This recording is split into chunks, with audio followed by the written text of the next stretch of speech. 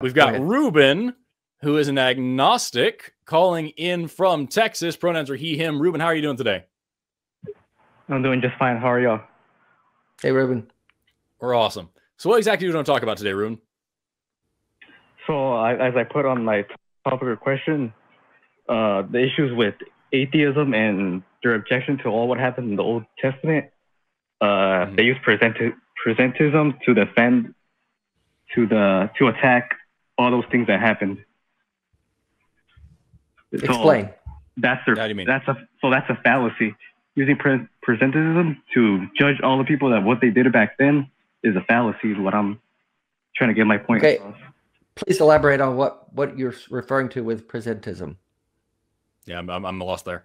Well, help us with that.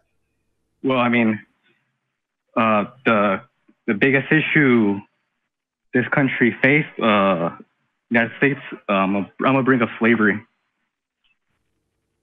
Slavery back then, 2,000 years ago, nobody was having topics on how bad it was. Time passed, and that discussion started happening. The same thing is happening with abortion today. Do you see where I'm getting at? No, I'm not sure following you now. You're saying that back in the day they weren't talking about how bad slavery was. Did I hear that right? Well, yeah. Every society in our history, slavery was the rule, not the exception. Okay. Sure. So what's your point? Just because they weren't talking about it being bad, let's say we agree with that. I don't, but like let's say nobody said slavery was a bad thing until all of a sudden in the 1800s we decided it was bad. Probably does that mean that did? Right, you probably. Like I say, I'm not saying that's true. I don't think that's true at all, but let's assume it was still bad though, right? Like it wasn't good because nobody said it was bad. Are we on agreement on that? Well, today it is bad. Back then was it bad? Back then was it bad? No. Why not?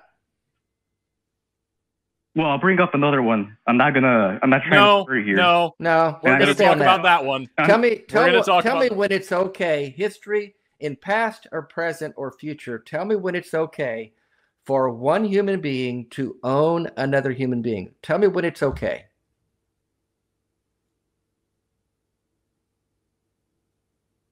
Your turn, Ruben. Well, that's self.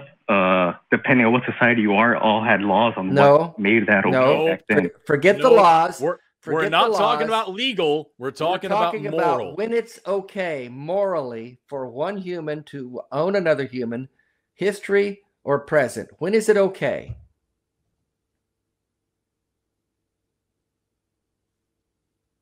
Well, back then it was okay. Nope, we're not talking about legal. We're talking about moral. You're saying it was morally okay back in the Old Testament. In general, yes, morally, legally. Why? Why was it okay? Let me ask you this. Do you think if you'd have been a slave who'd been regularly beaten by his master, do you think you would have felt like it was okay? Because it was legal? Well, I mean, you got to keep in mind slavery was hypocrisy as well. People that I'm asking you about what's morally acceptable for one human to own another human. I'm not talking about whether God sanctioned it in the Old Testament or whether it was legal or anything. I'm talking about the moral acceptance of it. Do you think it's okay to own another human? Ever? In any circumstance? It was. Yes. It was. Yes. Okay.